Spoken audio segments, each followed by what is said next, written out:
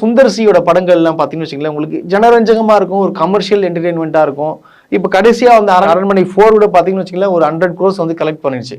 So வந்து அவர் வந்து எடுக்கிறதுனா ஒரு பார்த்தீங்கன்னா எல்லாம் ஜாலியாக அது அப்படியே தான் ஒரு கான்செப்டாக வச்சு படங்களை வந்து மூவ் பண்ணிட்டு இருப்பாரு.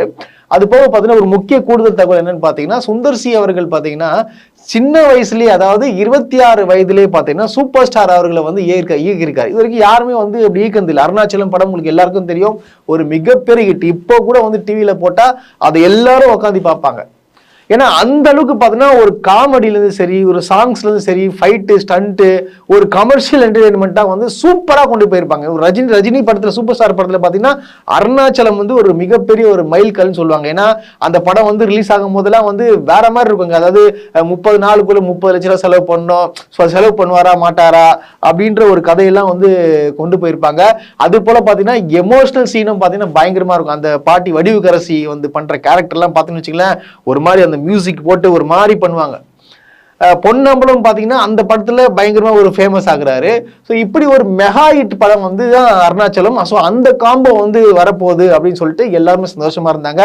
பட் ஆனால் பார்த்தீங்கன்னா படம் வந்து டிராப் அப்படின்னு சொல்லிட்டு சுந்தர்சி சைட்லன்னு சொல்லிட்டாரு. இல்லை, என்னால் படம் பண்ண முடியாது அப்படின்னு சொல்லிட்டு சொல்லிட்டாரு. சொன்ன உடனே பார்த்தீங்கன்னா உங்களுக்கே தெரியல, ஏகப்பட்ட மீம்ஸ் வந்திருக்கும்.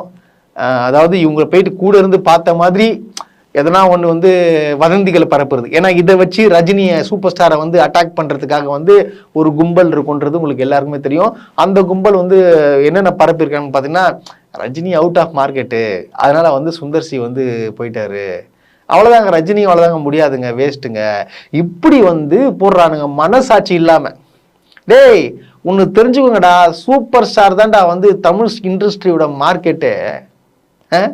நீ வந்து அவர் வச்சுதானே மார்க்கெட்டே இருக்கு. நீங்க அசால்ட்டா பேசிட்டு இருக்கீங்க. அஜித் ரஜினியும் பார்த்தீங்கன்னா 2 பேருமே வந்து ஃபீல்ட் அவுட் ஆயிட்டாங்க அப்படின்னு சொல்லியிருக்கீங்களே, மனசாட்சி வேணா? யாரு ஃபீல்ட் அவுட்டு? சூப்பர் ஸ்டார் இன்னைக்கும் வந்து அவன் லைன்ல நிற்பான் டைரக்டருக்கு படம் எடுக்கிறதுக்காக. அதை ஞாபகம் வச்சுங்க. முதல்ல அவர் வந்து கமல் அவர்கள் வந்து ப்ரொடக்ஷன் பண்ண போற படத்துல கமலை வந்து ஒரு கேமியோ பண்ணுவாரு. அந்த எப்படி தான் அந்த படத்துல அதுதான் வந்து பேச்சுவார்த்தை போயிட்டு இருக்கு.